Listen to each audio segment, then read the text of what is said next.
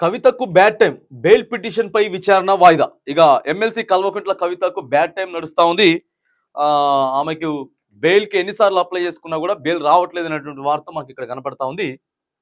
నేడు ED liquor కేసులో BRS MLC కవిత regular bail పై విచారణ మరోసారి వాయిదా పడింది.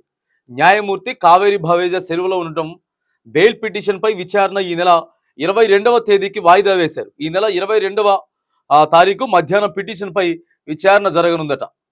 ఇక రెగ్యులర్ బెయిల్ పిటిషన్ లో భాగంగా కవిత ఈ కేసులో తన పాత్రకు సంబంధించి ఎలాంటి ఆధారాలు లేవని పేర్కొన్నారు. తనపై అక్రమంగా కేసు పెట్టారని చెప్పుకొచ్చారు. అలాగే నిందితులు ఇచ్చిన స్టేట్మెంట్ ఆధారంగా చేసుకొని తనను లిక్కర్ కేసులో ఇరికించారని కవిత చెప్పుకొచ్చారు. తన పాత్రకు సంబంధించి ఎలాంటి సాక్ష్యాలు లేవని చెప్పి మనం పేర్కొంటా ఉంది. మరోవైపు కవిత వాదనలు ఈడీ అధికారులు వ్యతిరేకిస్తున్నారు. ఈ క్రమంలో ఈడీ వాదనలు ఇలా ఉన్నాయి. కవిత లిక్కర్ కేసులో కింగ్ పిన్ అని ఆప్ సౌత్ గ్రూప్ నకు మధ్య కవిత దళారిగా వ్యవహరించారు. లిక్కర్ స్కామ్ లో భాగంగా 100 కోట్ల ముడుపుల వ్యవహారంలో కవితదే కీలక పాత్ర. ఇండో స్పిరిట్ ద్వారా తిరిగి ముడుపులు వసూలు చేశారు.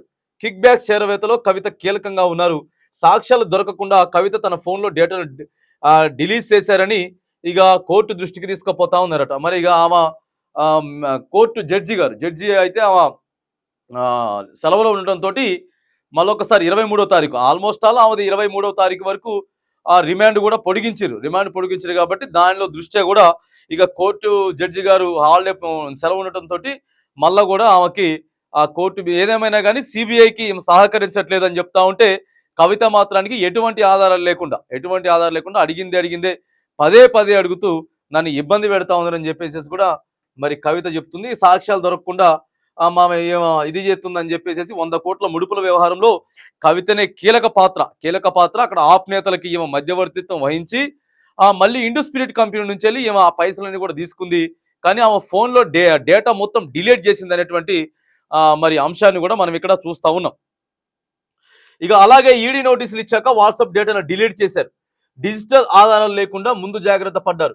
కవిత చాలా పలుకుబడి ఉన్న వ్యక్తి. ఆమెకు నోటీసులు ఇచ్చిన వెంటనే అరుణ్ పిల్లై తన వాంగ్మూలం ఉపసంహరించుకున్నారు. అరుణ్ను బెదిరించి వాంగ్మూలం ఉపసంస్కరించేలా చేశారు.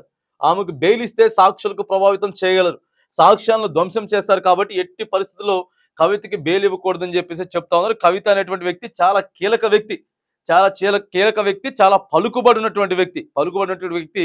మరి ఆల్రెడీ అరుణ్ పిల్లైనే ఇచ్చినటువంటి స్టేట్మెంట్ కూడా రిటర్న్ చేసుకునేటట్టు చేసింది మరి ఆమె. అందుకే ఈ కేసులో కూడా సాక్ష్యాలన్నీ కూడా తారుమారాలు చేస్తారు.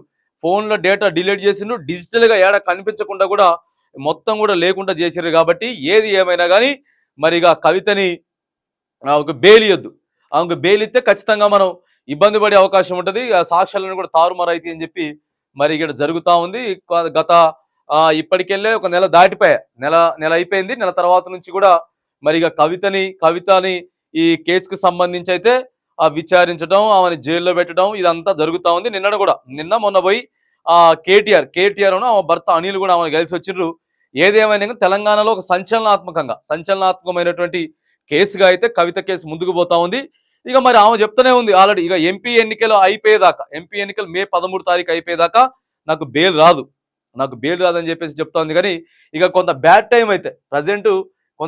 టైం అయితే ఓ పక్క కేసీఆర్ బీఆర్ఎస్ పార్టీతో పాటు ఇక తన కూతురు కేసీఆర్ కూతురు మన తెలంగాణ రాష్ట్ర ఎమ్మెల్సీ కల్వకుంట్ల కవితలకైతే కొంత బ్యాడ్ టైం అయితే జరుగుతూ ఉంది. ఇక పార్టీలతో పాటు ఇటు పక్క ఇక అంతా బీఆర్ఎస్ పార్టీకి అంతా కూడా కొంత బ్యాడ్ టైం నడుచుకుంటూ పోతా ఉంది అనేటువంటి విషయం కూడా ఇక కవితకు సంబంధించిన అంశాన్ని కూడా మనం చూసుకుంటే ఇక్కడ క్లియర్గా మనం చూస్తూ ఉన్నాం.